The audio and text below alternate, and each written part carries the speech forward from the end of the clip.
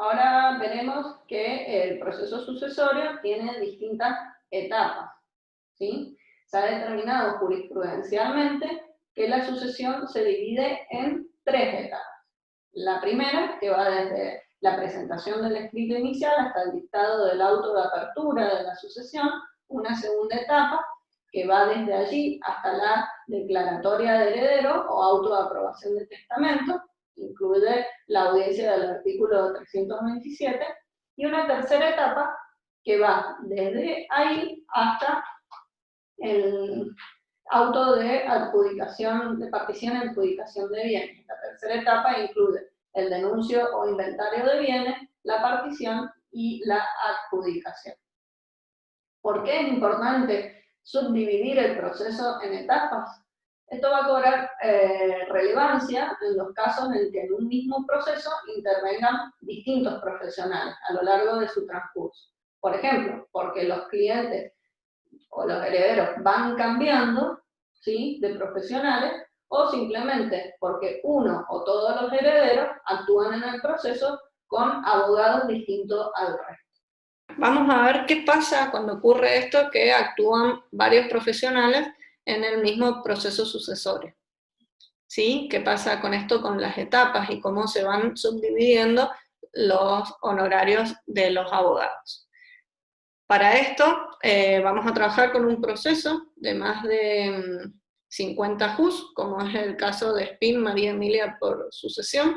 Si ustedes van a la parte de inventario y avalúo del expediente que tienen en el aula virtual, van a ver que el monto del activo del patrimonio supera los 20 millones, por lo tanto estamos hablando de un proceso de más de 20 JUS, más de 50 JUS, perdón.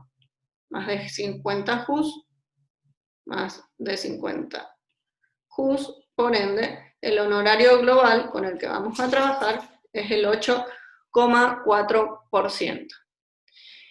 Acá vemos la línea del tiempo, ¿sí?, de donde surgen las 3 etapas. Una primera etapa, una segunda etapa y una tercera etapa. ¿Bien? Cuando hablamos de 8,4% de honorarios globales, significa que intervengan 1 o 30 abogados, ya sea por la misma parte o por los distintos herederos, siempre el total de los honorarios profesionales no va a poder superar el 8,4%, ¿sí? Siempre que estemos hablando de las actuaciones de beneficio común. ¿Por qué digo de actuaciones en beneficio común? Si ustedes van al artículo 8, van a ver que dice que cuando intervengan varios profesionales se van a regular honorarios, clasificándose los trabajos, debiendo determinar la regulación el carácter de acto de beneficio común a cargo de todos los herederos y el de particular a cargo de cada interesado. Es lo primero que hace el tribunal cuando va a regular honorarios.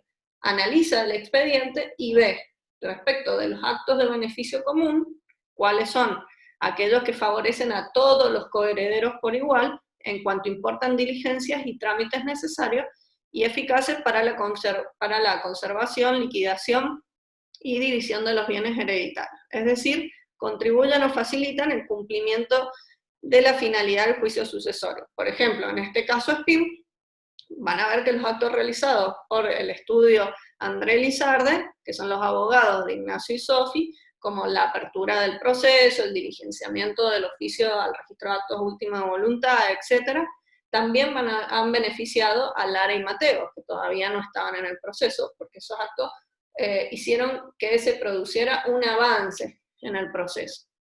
En cambio, al contrario de esto, los actos en beneficio particular no benefician al conjunto, como por ejemplo, acompañar las partidas de tu propio cliente, entablar un incidente de remoción del administrador y perderlo, tramitación de oficios para inscribir la hijuela de tu cliente, etcétera, son solo actos de beneficio particular. Entonces, 8,4 global es la totalidad de los honorarios de todas las actuaciones en beneficio común.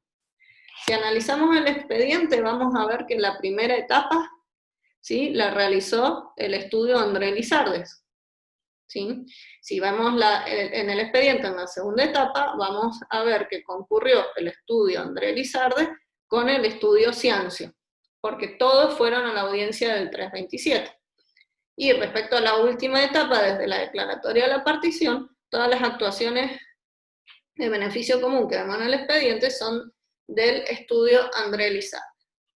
Si hacemos un prorrateo de este 8,4, ¿sí?, de honorarios globales, lo dividimos en 3 etapas para saber cuánto se lleva cada profesional. 8,4 dividido 3 nos da un 2,8%, que es lo que valdría en este juicio cada etapa. ¿Sí? Entonces, volvemos. El estudio André Lizarde tiene el 2,8 de la primera etapa. La segunda etapa la compartió con el estudio Ciancio, entonces el 2,8 va a tener la mitad, que es el 1,4% de la segunda etapa. Y la tercera etapa la tiene completa, va a tener un 2,8% de la tercera. Si sumamos todo esto, nos da un total de honorario del 7% a cobrar por el estudio André Lizarde. Y si vamos al estudio Ciancio, nos da que va a cobrar un 1,4% por la mitad de la segunda etapa. ¿Sí? Bueno, ahora hay otra cosa que tenemos que tener en cuenta dentro del, por ejemplo, el mismo estudio André Lizarde, cuánto cobra cada uno de los profesionales de acuerdo al rol que ha cumplido en el proceso. Nos vamos al artículo 31 de la Ley Arancelaria Local, que dice que el honorario del mandatario o apoderado se fijará en el 50% del honorario del abogado patrocinante.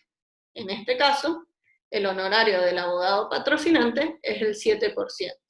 Si ven en el proceso, el abogado patrocinante fue la doctora Lizarde, patrocinante, ¿sí?, va a cobrar el 7%.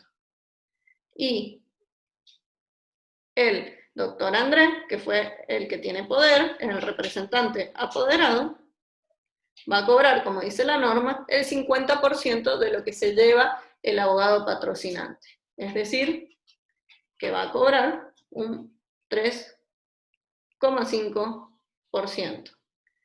Y respecto del estudio Ciancio, en principio pareciera que se va a cobrar el 1,4%, pero la norma del artículo 33 del Código Procesal Civil, Comercial y Tributario de Mendoza establece en su tercer párrafo que cuando el abogado actúe como representante no es exigible el patrocinio letrado, en cuyo caso percibirá la totalidad de los honorarios correspondiente a ambos tipos de actuaciones. Es cierto que el doctor Ciancio fue a la audiencia de comparencia con un ratifica, pero esto, entre una conjunción entre el CPC-CIT más la ley arancelaria local, ¿sí?, ya la representación con ratifica se ha equiparado al poder y la mayoría de los juzgados le regulan al profesional por los dos roles en forma conjunta. Entonces, el doctor Ciancio va a cobrar un 1,4% como abogado patrocinante y la mitad, el 50% de esto, que es un 0,7%, como mandatario, dando un total, ¿sí?, del 2,1%. La protección de los honorarios. Ahora nos vamos al artículo 30 de la 9131. ¿Y qué es esto de la protección de honorarios? Vamos a leer que la norma establece que los jueces no podrán dar por terminado ningún expediente ni ordenarán levantamiento de embargos, inhibiciones o cualquier otra interdicción, ni harán entrega de fondos o valores depositados mientras no resulten en los autos haber sido cancelados y enumera A, el derecho fijo correspondiente al colegio de abogados, B, los honorarios y gastos de los profesionales. Esta exigencia prevista en el punto B debe ser suplida, puede ser suplida por la conformidad prestada por escrito en A. ¿Qué significa esto en el contexto del proceso sucesorio? Ya que la norma del artículo 30 es general de la ley arancelaria. Significa que el juez no va a liberar ningún bien, es decir, ni va a autorizar la transferencia de dinero que haya sido adjudicado a un heredero, ni va a librar oficios a los registros para inscribir los bienes adjudicados, ni va a firmar un oficio autorizando la venta de algún bien, sin que previamente hayan sido desinteresados los profesionales que hayan intervenido en el proceso. Esto respecto a los profesionales. También vimos que la norma que el juez no puede liberar estos bienes sin que haya sido desinteresado, sin que hayan sido abonadas las gravelas, siendo tasa de justicia, caja forense o derecho fijo del colegio de abogados. ¿Cómo va a saber el juez que los profesionales han sido desinteresados? Es decir, esto es simple, lo va a saber con un escrito que se adjunta al expediente, que puede ser, por un lado, una carta de pago, que como lo dice su nombre, implica pago. Es decir, implica la cancelación de los honorarios. Esta puede ser total, sobre todos los bienes, o parcial, sobre un bien en particular. Porque el profesional diga que haya sido desinteresado respecto en sus honorarios respecto de la venta de determinado inmueble. O una carta de pago genérica, es decir, que se entiende que ha sido desinteresado, que se le han abonado la totalidad de los honorarios devengados en ese proceso por la totalidad de los bienes que integran el caudal relicto. Hay que recordar que al interponer esta carta de pago, ¿sí?, se extingue el derecho al cobro de sus honorarios e incluso extinguen su derecho a que se determinen luego de que haya sido presentado en el proceso. Otra forma de que el juez va a saber de que puede dar esta orden para que los bienes salgan de la sucesión es que se haya interpuesto un escrito de conformidad profesional. Como decía la norma, puede ser suplida la carta de pago por esta conformidad profesional, que no es ni más ni menos que una manifestación de conformidad que da el profesional a fin de que se autorice la liberación de un bien en concreto. No implica pago y el profesional conserva la facultad de ejecutar sus honorarios, los honorarios que le son debidos en ese proceso. ¿Sí? Recordemos que para ejecutarlo tiene 5 años desde su regulación, que es el plazo genérico para la ejecución de sentencias judiciales. Entonces, ojo, si ustedes como abogados no han cobrado su trabajo, nunca deben entregar una carta de pago. Continúa la norma. Tanto con los notarios como los registros pertinentes deberán recabar en los casos de transmisión de bienes, incluidas participaciones societarias, asociativas o fiduciarias, los comprobantes de pago de los gastos de justicia y la conformidad de todos los profesionales actuantes en el sucesorio antes de proceder a cualquier inscripción.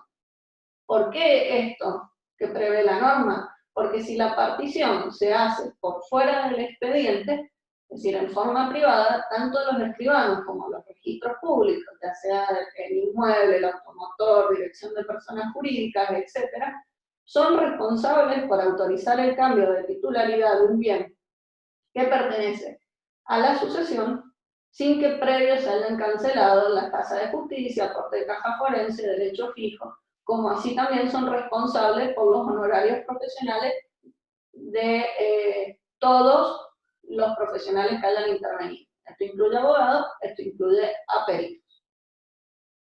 Por último, vamos a hablar de la apelabilidad de los honorarios. Para esto, debemos buscar el Código Procesal Civil, Comercial y Tributario de Mendoza e ir a la norma del artículo 40. Este artículo 40 regula la apelación de las regulaciones judiciales de honorarios. Las regulaciones pueden estar tanto en sentencias como en autos. Este recurso de apelación, esta norma del artículo 40, tiene un margen de aplicación limitado, solo cuestiones cuantitativas, ya sea se discuta la base o la escala aplicable, que tengan que ver con la aplicación de la ley arancelaria local y si corresponde o no la regulación o su diferimiento. Los interesados en la apelación son principalmente los profesionales y luego sus clientes y la parte vencida en contra. ¿Cuál es el aspecto formal exigido? Por supuesto que debe interponerse en plazo oportuno. Es el mismo plazo para apelar la resolución que se recurre, que es de 5 días en defecto de otro plazo especial. De la lectura del artículo 40, notamos que exige un requisito ajeno al genérico, que es precisar los puntos o las partes de la regulación que causen agravios. Entendemos que esta exigencia requiere que se indique someramente cuál es el agravio en el escrito de apelación a efectos de habilitar la competencia de la Cámara de Apelaciones. Y luego, en los párrafos siguientes, prevé la posibilidad de alegar razones en la Cámara dentro de los 3 días desde la notificación del decreto que lo ordena.